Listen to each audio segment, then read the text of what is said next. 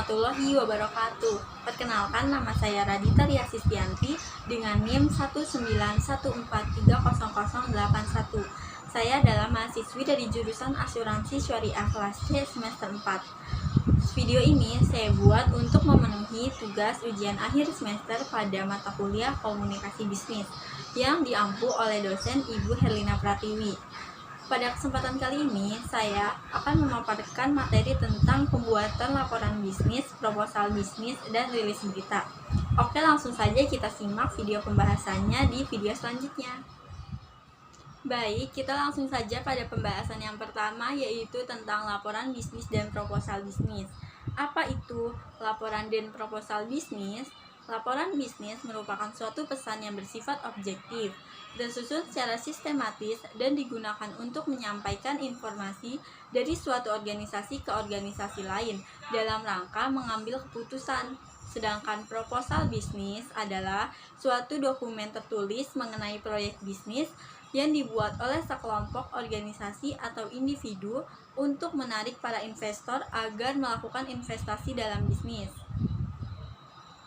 Selanjutnya, jenis-jenis dalam laporan bisnis terbagi menjadi 8 jenis laporan bisnis. Yang pertama, laporan berdasarkan fungsinya terbagi menjadi laporan informasi dan laporan analitikal.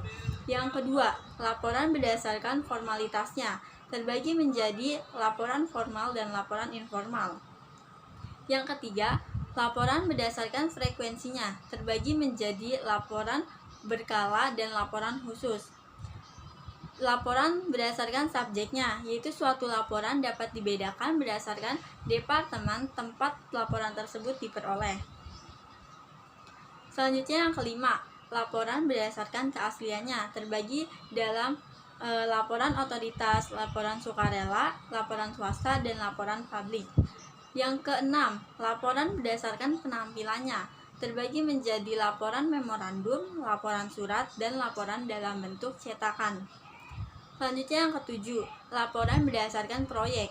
Laporan ini terbagi menjadi laporan pendahuluan, laporan perkembangan, dan laporan akhir. Yang kedelapan yaitu laporan berdasarkan pelaksanaan pertemuannya, terbagi ke dalam laporan agenda, laporan resolusi, notulen, dan laporan pertemuan.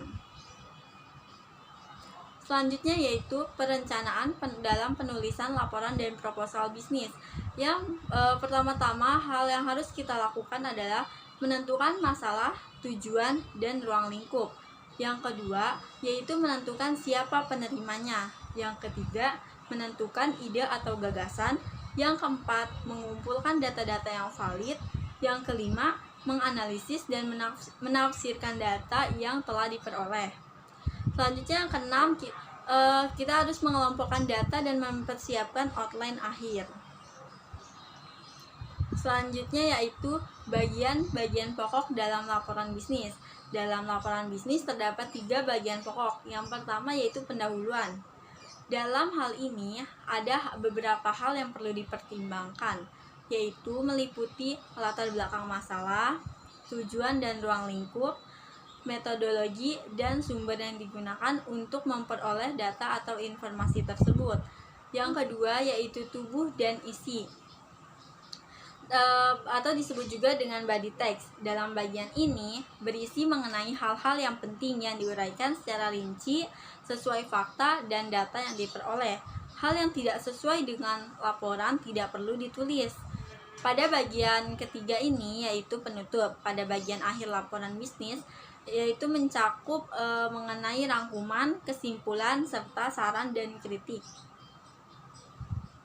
Selanjutnya yaitu mengenai penulisan laporan singkat. Laporan singkat merupakan laporan yang hanya terdiri dari 1-2 halaman saja.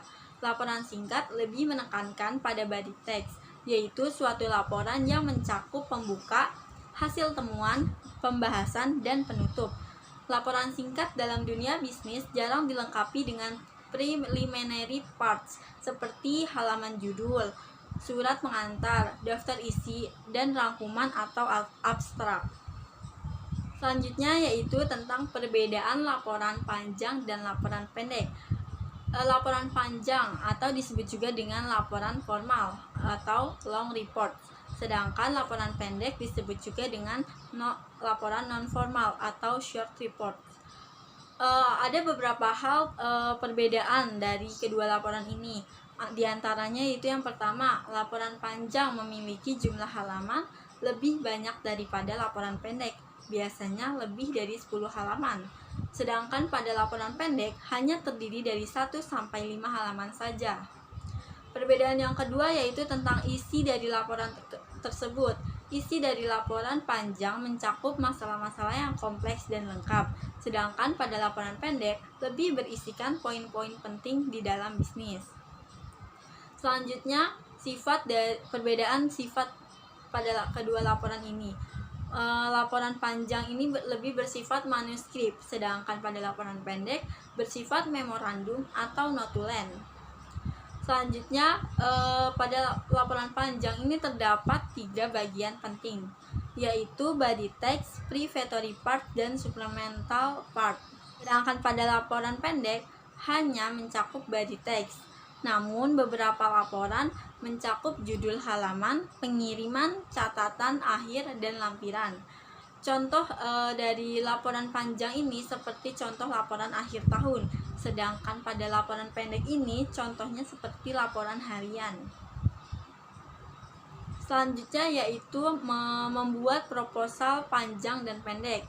Yang pertama itu proposal pendek. Formatnya itu yang pertama ada pendahuluan, yang kedua latar belakang, yang ketiga rencana dan jadwal, yang keempat penetapan staf, yang kelima rancangan anggaran, yang keenam permintaan persetujuan. Selanjutnya ada proposal panjang. Formatnya itu yang pertama ada latar belakang, yang kedua aspek pemasaran, yang ketiga aspek produksi, yang keempat aspek organisasi dan sumber daya manusia, dan yang kelima ada aspek keuangan. Selanjutnya yaitu tentang rilis berita. Apa sih rilis berita itu? Rilis berita merupakan hal yang berisikan informasi atau berita singkat yang dimuat dalam suatu surat kabar. Dalam perilisan berita harus mengandung informasi yang layak karena akan disiarkan secara luas untuk publik dan harus memiliki daya tarik untuk menarik perhatian publik. Agar menarik, biasanya rilis berita ini dilengkapi dengan gambar atau foto. Subjek atau topik dalam rilis berita berkaitan dengan hal-hal seperti produk baru, pegawai baru, layanan baru, dan aktivitas lain yang layak dipublikasikan. Selanjutnya yaitu manfaat adanya rilis berita. Yang pertama, manfaatnya yaitu untuk menjaga reputasi perusahaan terhadap karyawan, investor, pemerintah, dan masyarakat. Yang kedua, sebagai media dalam menyebarluaskan bisnis kepada publik. Yang ketiga, yaitu untuk membantu manajemen dalam menangani krisis komunikasi. Krisis komunikasi merupakan suatu kejadian yang dapat merusak reputasi perusahaan apabila tidak dikomunikasikan dengan baik. Oleh karena itu, dengan adanya rilis berita, perusahaan dapat memberikan respon dan klarifikasi yang tuntas. Selanjutnya yaitu langkah-langkah dalam menyusun rilis berita. Yang pertama, yaitu kita harus menentukan subjek yang akan dirilis. Yang kedua, yaitu menentukan dan menganalisis audiens yang akan dituju. Yang ketiga, memastikan bahwa media mengandung informasi yang layak disebarkan kepada publik melalui media massa. Yang keempat, memperkirakan reaksi audiens, kemungkinan akan terjadinya pro kontra. Yang kelima, menyusun rilis berita menggunakan pendekatan langsung untuk menarik perhatian pembaca. Dan yang keenam, melakukan review untuk memastikan bahwa pertanyaan jurnalistik yang meliputi 5W+1H sudah terjawab. Terima kasih. Nah, itu tadi pembahasan mengenai laporan bisnis, proposal bisnis, dan rilis berita. Dari pembahasan tersebut, maka dapat saya simpulkan bahwa laporan bisnis merupakan suatu pesan yang digunakan untuk menyampaikan informasi bisnis dalam suatu organisasi dengan tujuan untuk mengambil keputusan. Sedangkan proposal bisnis merupakan dokumen tertulis yang digunakan untuk menarik investor agar melakukan investasi dalam bisnis. Adapun cara membuat laporan bisnis yang baik, di antaranya yang pertama yang harus kita lakukan adalah menentukan masalah dan tujuan. Kemudian yang kedua yaitu menentukan siapa penerimanya. Yang ketiga yaitu menentukan ide atau gagasan. Yang keempat yaitu mengumpulkan data-data yang valid dan akurat. Yang kelima, kita menganalisis data-data yang telah diperoleh. Kemudian yang keenam yaitu menyiapkan outline akhir. Selanjutnya yaitu mengenai rilis berita. Rilis berita merupakan suatu informasi yang dimuat dalam surat kabar. Suatu perusahaan harus memiliki hubungan baik dengan media untuk menciptakan citra yang baik.